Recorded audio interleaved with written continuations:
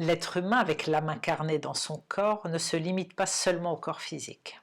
Il possède plusieurs enveloppes énergétiques. On a vu les corps inférieurs pendant la première partie, mais qu'en est-il des corps supérieurs? Qui sont-ils? Comment s'y connecter? Pourquoi c'est si important, surtout en ce moment? Le but de ces vidéos, c'est d'apprendre à améliorer la connexion entre chacun de nos corps pour se préparer à ce que l'on peut appeler la fusion. Restez avec moi pour la suite. On se retrouve tout de suite après ceci.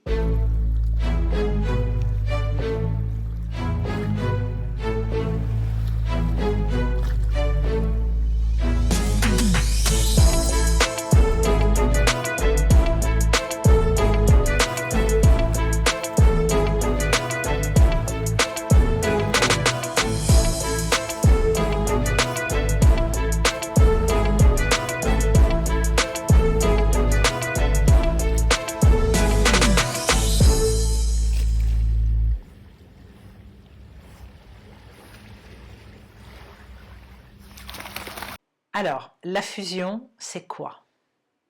On peut appeler ça la fusion, on peut appeler ça la souveraineté. En deux mots, c'est une descente d'informations venant de nos parties supérieures qui nous place au centre de notre royaume, qui nous donne une pleine puissance. C'est un gage de stabilité, de créativité, de rayonnement. C'est créer un espace autour de soi comme une bulle de protection qui ne peut pas être compromis ni corrompu. Alors, je vais être claire tout de suite, il n'y a pas deux sites qui classent nos différents corps de la même façon. C'est assez mêlant, on va dire. Les noms de chacun sont différents, chaque corps a plusieurs noms, voilà. Mais tout ça, c'est une construction humaine qui est associée au mental, à la matrice. Donc on ne va pas s'énerver, on va essayer de retenir ce qui est important et de ressentir si ça nous parle ou non. Je bafouille.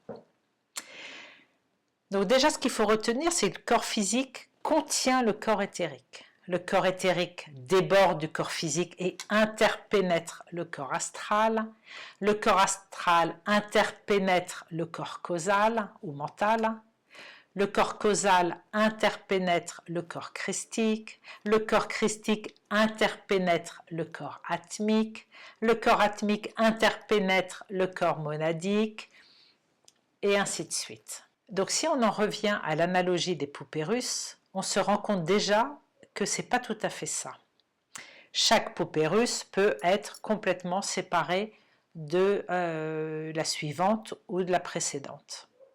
Là, on parle vraiment d'une interpénétration de chacun de nos corps.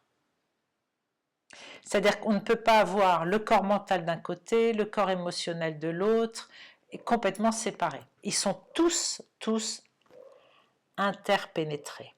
Sauf que dans cette parcelle vous voyez, ça me rappelle à l'école quand on faisait les schémas, la bulle A, la bulle B, on les mettait comme ça et au milieu c'était l'espace C. Et bien cet espace qui est au milieu, ce sont des membranes et il y en a une quinzaine au total. Donc vous voyez que c'est quand même bien plus complexe que les schémas qu'on voit partout circuler. Et tous ces corps, c'est nous, c'est notre unité. Chacun, alors pas tous, mais certains d'entre eux ont leur propre conscience individuelle, mais ils font tous partie de nous. Ils font tous partie de notre unité si on est dans notre unité, bien sûr. Mais tout est unité et c'est notre ignorance qui crée la division. Notre ignorance, notre paresse, notre irresponsabilité, les émotions négatives qui nous matraquent. C'est pour ça que nous sommes si mal en ce moment.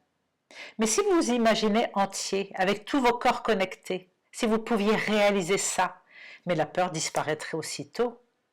Et avec la peur disparaîtrait l'emprise du monde illusoire.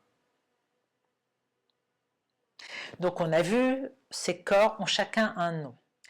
On va voir à quoi ils nous servent surtout.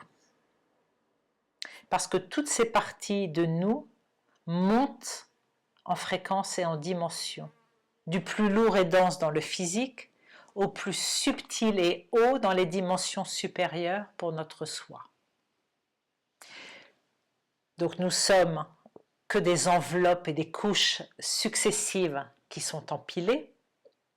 Donc l'important, encore une fois, c'est de comprendre, mais pas de comprendre avec le mental, c'est d'intégrer ce plan d'ensemble. Donc là, en synthèse, encore une fois, ça va être... sinon on y passerait des jours. Je vais vous parler du corps christique, qu'on appelle aussi corps bouddhique, du corps atmique, du corps divin, du soi supérieur, de notre essence originelle. Je vais vous parler déjà en premier, je pense, de notre partie subliminale, qui a un rôle clé. Je vais vous parler de notre source. Je vais vous parler de la source, que la plupart des humains appellent Dieu. Mais c'est quoi la source? Et est-ce que derrière la source, il n'y aurait pas plusieurs sources? Donc on va faire un petit tour d'horizon dans cette deuxième partie de tous les plans supérieurs qui sont au-delà de l'astral. J'en dis pas plus, on se retrouve demain pour la suite. En attendant, portez-vous bien.